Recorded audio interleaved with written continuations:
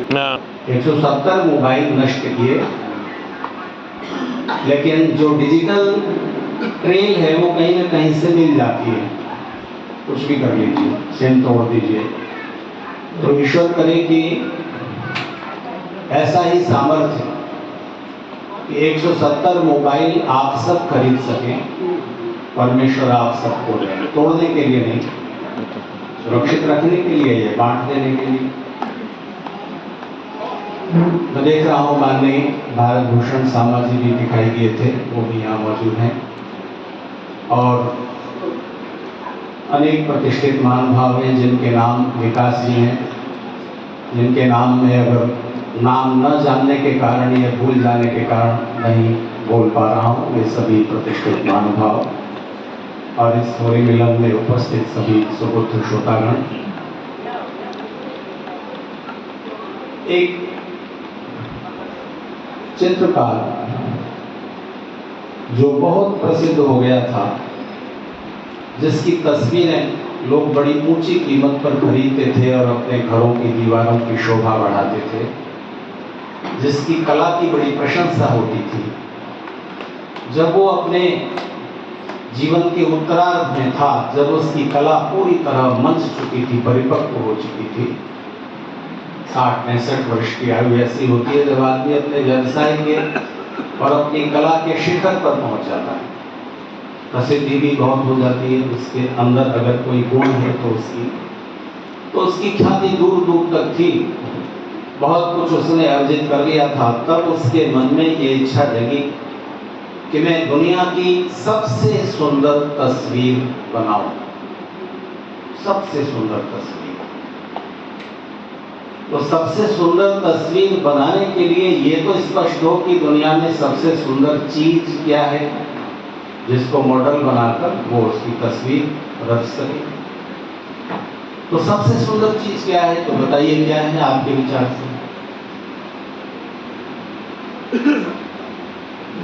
हमारी पृथ्वी पर 2 सौंदर्य प्रतियोगिताएं होती हैं। उसमें एक प्रतियोगिता मिस इनको थोड़ा इधर से निकालो, नहीं आप उधर बैठो, इनको इधर कर दो जरा।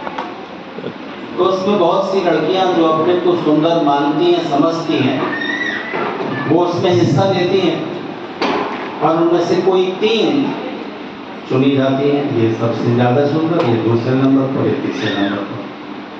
फिर पता नहीं क्या होता है कि 1 साल बाद फिर उन्हें नई सौंदर्य खोजनी पड़ती है। तो ये सौंदर्य प्रतियोगिता चलती है। फिर धीरे धीरे ये भाव जगा कि पुरुष भी तो सुंदर होते हैं, तो फिर उनकी भी सौंदर्य प्रतियोगिता होने लगी और मिस्टर यूनिवर्स भी चुने जाने लगे।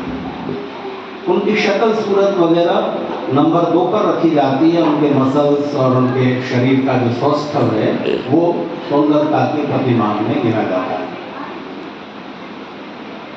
आपके विचार में दुनिया की कोई स्त्री या कोई पुरुष सबसे सुंदर हो सकता है? क्योंकि परमेश्वर ने इस जगत की और इस जगत में जो पदार्थ हैं उन सब की रचना इस प्रकार से की है कि हर एक वस्तु के अंदर किसी न किसी तरह का सौंदर्य है और हर वस्तु चाहे कितनी भी कुरूप हो, ऐसी कोई वस्तु नहीं है जिसको आप नितांत कुरूप कह सकें। सुंदरता में कम ज्यादा सीढ़ियां हो सकती हैं और वो आपके देखने के ढंग पर भी निर्भर करेगा। कैक्टस में, कांटे में भी अपना सौंदर्य होता है। तो परमेश्वर ने सब चीजों को सुंदर बनाया है, सुखद बनाया है। जो भी चीजें परमेश्वर की ओर से रची गई हैं वो सभी सुंदर हैं, सुखद हैं। लेकिन सौंदर्य मनुष्य के जीवन में बहुत बड़ा जीवन मूल्य नहीं होना चाहिए। सबसे बड़ा वैल्यू सौंदर्य नहीं है। और अगर आप ढूंढने निकले कि सबसे सुंदर कौन सा व्यक्ति है, स्त्री या पुरुष, तो आप ये निर्णय नहीं कर पाएंगे, असंभव है। इसलिए सौंदर्य प्रतियोगिताएं व्यर्थ हैं, सुंदरता में प्रतियोगिता नहीं होती। तो जिस समय हमारी भारतीय परंपरा में विवाह संस्कार हो रहा होता है तो शादी के समय पति पत्नी बहुत सी प्रतिज्ञाएं करते हैं।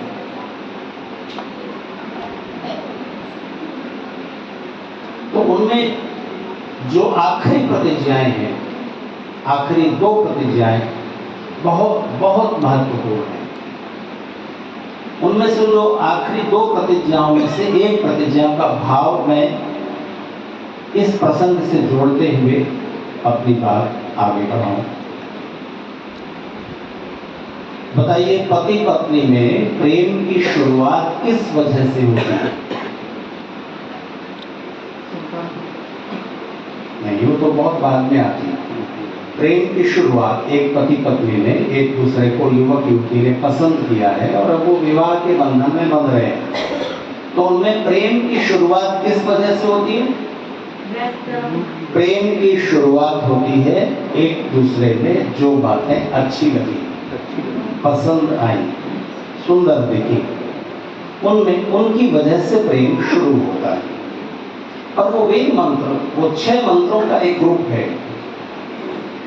उन मंत्रों में कहा गया है कि अगर तुम प्रेम को गहरा करना चाहते हो तो उसे शरीर की सुंदरता तक सीमित मत रखना, नहीं तो तुम्हारा प्रेम बहुत जल्दी ध्वस्त हो जाएगा।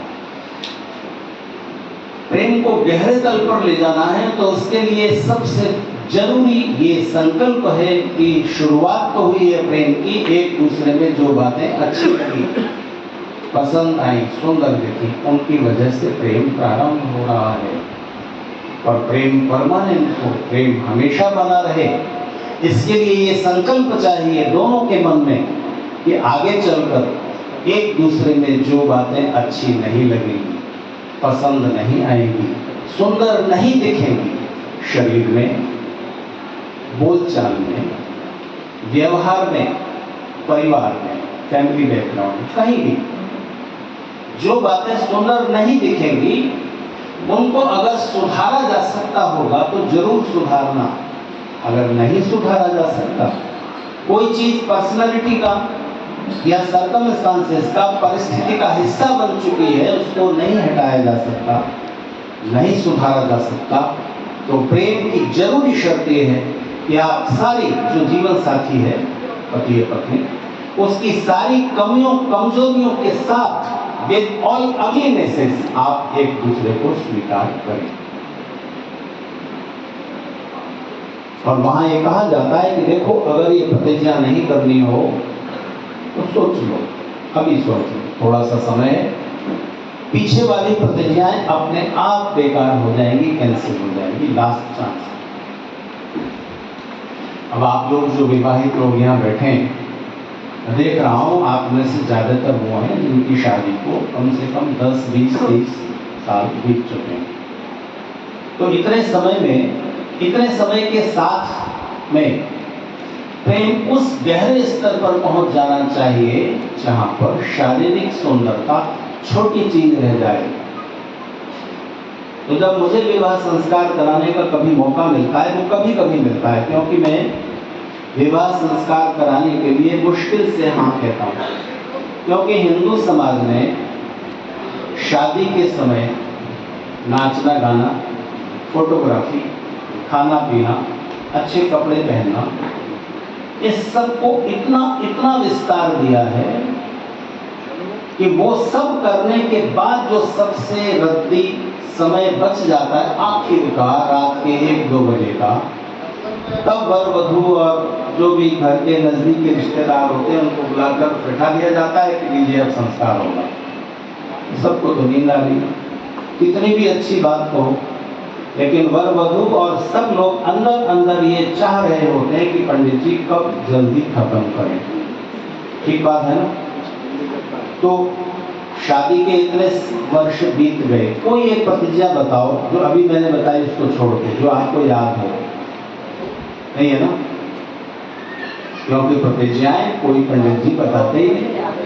आपको याद है? बहुत अच्छा, आपको धन्यवाद। अच्छा, 7 साल, जी। ये एक अच्छी बात है, ये प्रतिज्ञा भी उसका भाग है, क्योंकि धार्मिक परंपराओं को संभालने वाला महिला जगत ही है।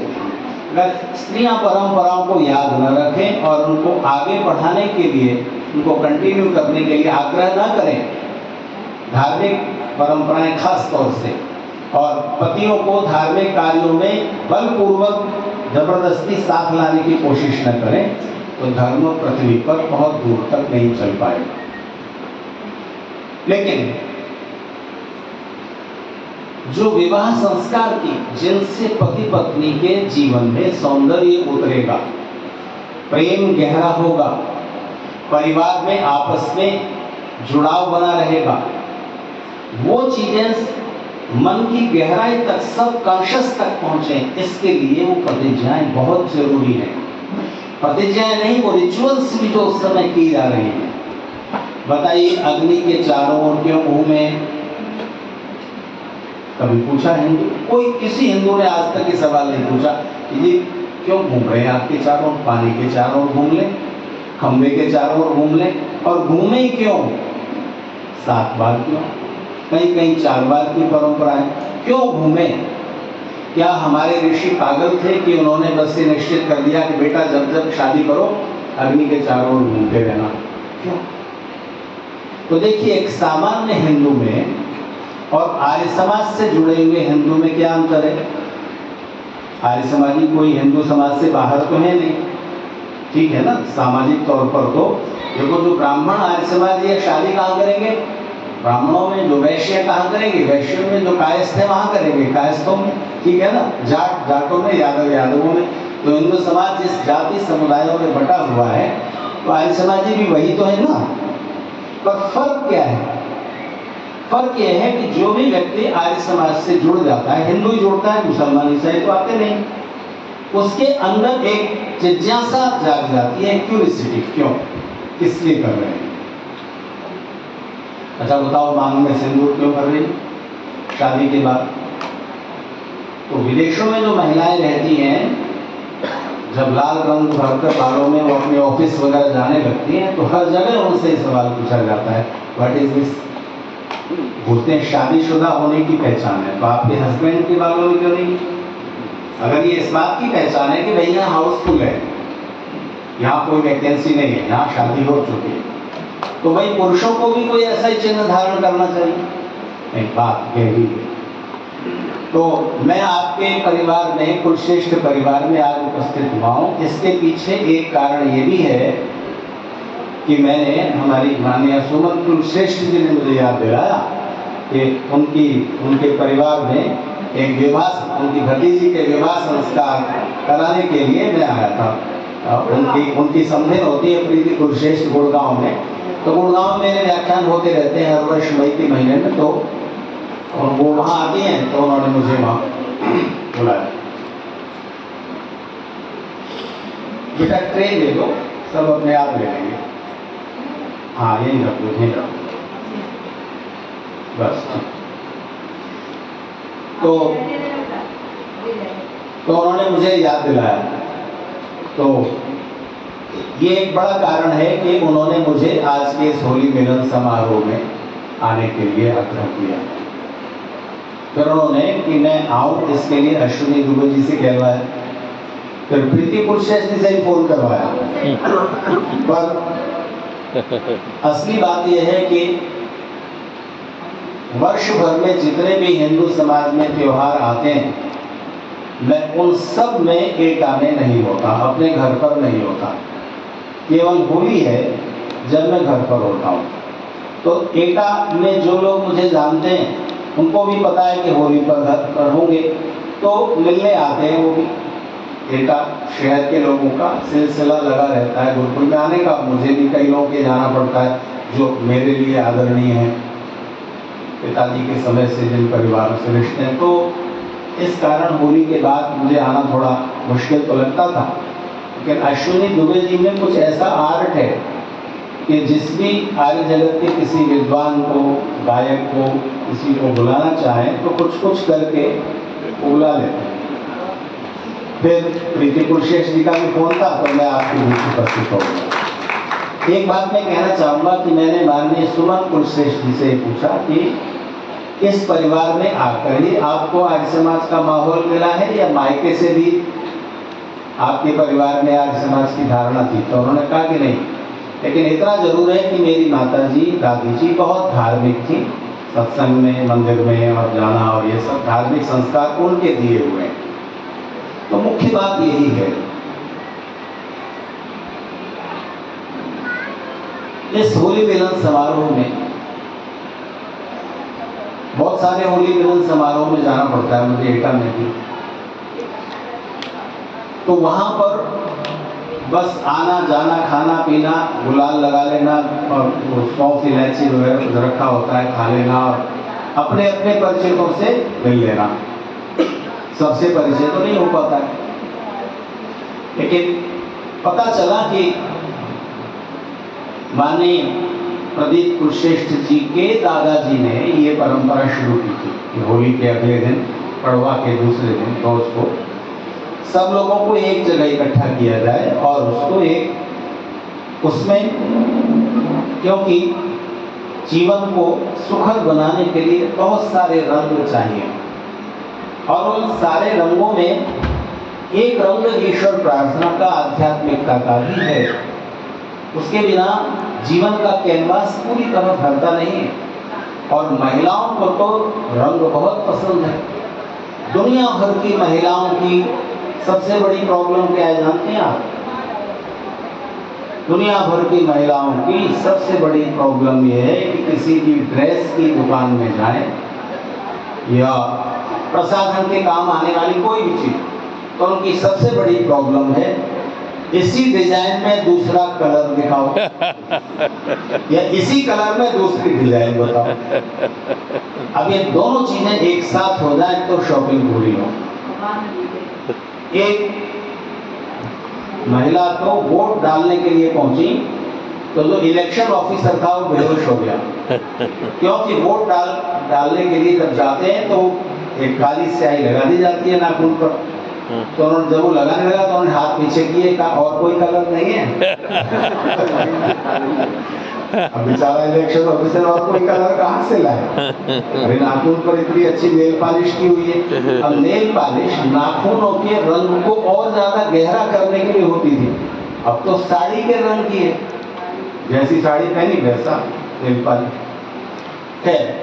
रंगों की ये यात्रा बड़ी बड़ी दूर तक जाती है। फिर आप कहाँ तक जाएंगे? फिर तो असंभव हो जाएगा कि जिस दिन आप जिस कलर की साड़ी पहनकर बाहर निकली हैं तो आपकी कार भी उसी कलर की हो, फिर मकान का पेंट भी उसी कलर का हो, तब तो बात मुश्किल हो जाएगी। तो सौंदर्य को केवल कलरफुल तक ही सीमित न रखें, कलरफुलनेस से आगे भी कुछ सौंदर्य है।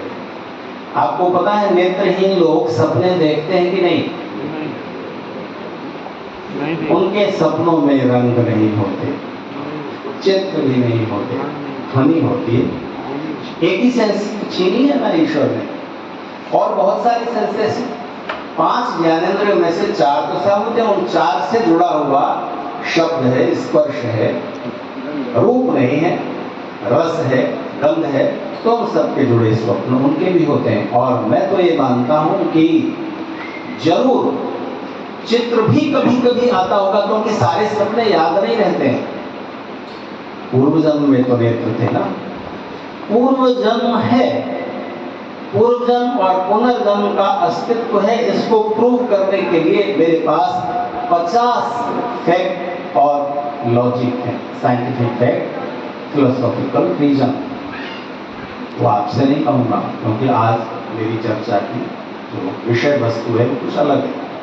एक ही बात कहता हूं कि पूर्व जन्म को सिद्ध करने के लिए जो बहुत सारे 50 नहीं 50 तर्क हैं, दलीलें हैं, तथ्य हैं, उनमें एक ये है कि छोटा बच्चा जिसने अभी अभी कुछ नहीं देखा, वो क्यों सोते सोते हंस रहा है और क्यों सोते सोते अचानक रो पड़ा?